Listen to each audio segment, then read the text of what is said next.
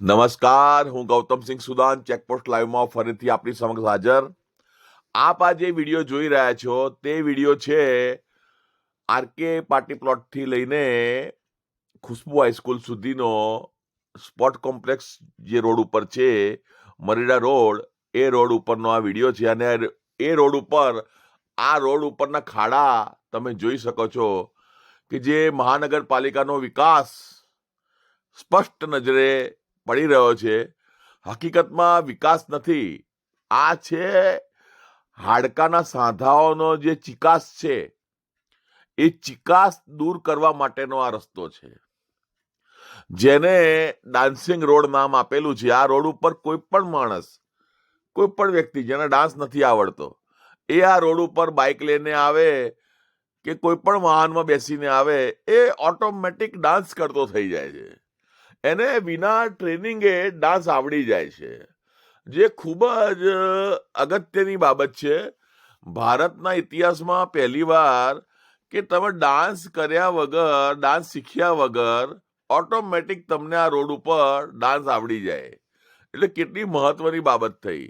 આ પેલું dance India dance આવડે છે ને, હા, એની અંદર બી આ બાબત મોકલવા જેવી છે કે જેથી કરીને એમને ખબર પડે કે ગુજરાતના નડિયાદ શહેરમાં આ એક રોડ એવો છે કે જેની ઉપર વગર ટ્રેનિંગે ડાન્સ આવડી જાય.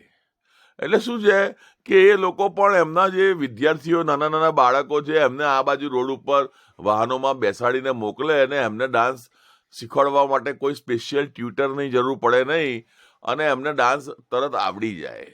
એટલે આ બાબત બહુ જ અગત્યની છે, મહત્વપૂર્ણ છે, ઐતિહાસિક છે, વૈજ્ઞાનિક છે, સાયન્ટિફિક રીતે સાબિત થયેલી આ દેખાઈ રહી છે આ રોડ ઉપર. આ વિડીયોમાં તમે જોઈ શકો છો. આ વિડીયો આ જોવા, નડિયાદના મહાનગરપાલિકા નડિયાદનો જે વિકાસ, આ તમે આપ જે જોઈ રહ્યા છો આ વિડીયો જુઓ. આવા મોટા મોટા ખાડા, અરે આ અધિકારીઓને, કર્મચારીઓને શરમ આવી જોઈએ કે તમે આ રોડ ઉપર આટલા મોટા મોટા ખાડા છે, એ બાજુ લોકો નથી રહેતા, એ બાજુ એકલા અમુક સમાજના લોકો નથી રહેતા, હિન્દુ સમાજના લોકો પણ રહે છે, મુસ્લિમ સમાજના લોકો પણ રહે છે. અને મરીડા રોડ ઉપર આગળ મરીડા ગામમાં મેલડી માતાજીનું મંદિર છે, ત્યાં પણ યાત્રાળુઓ અવર જવર કરતા હોય છે. એટલે પણ એની પણ નથી પડી આ નેતાઓને, રાજકારણીઓને, અધિકારીઓને, કર્મચારીઓને. બસ એમને તો ખાલી પોતાના એક ખબર નહીં મગજમાં શું એમને અહંકાર છે કે આ રોડ ઉપર આ લોકો કંઈ પણ કાર્યવાહી કરતા નથી, આ રોડ બનાવતા નથી. શું આ બાબતે યોગ્ય કાર્યવાહી કોઈ કરશે?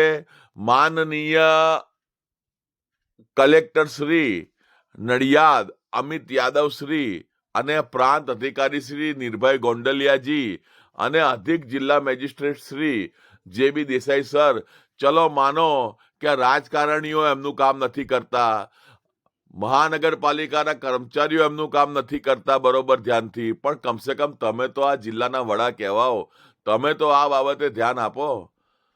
તમારા માટે તો બધા સરખા હોય ને, તો શા માટે આ બાજુ કાર્યવાહી કરવામાં આવતી નથી? આ રોડનું તમે જોઈ લો દશા શું છે. આ વિડીયો ખોટો છે નહીં ને, એકદમ સત્ય હકીકત છે. એટલે આ બાબતે યોગ્ય કાર્યવાહી થાય તેવી આપને નમ્ર વિનંતી. આ જો સ્પોર્ટ કોમ્પ્લેક્સ, હવે આ સ્પોર્ટ કોમ્પ્લેક્સની આગળ જ આ રીતે ખાડો છે, આ ખાડા ટેકરાવાળા રસ્તો છે. શું આ નડિયાદને શોભે છે? જય હિન્દ, જય ભારત.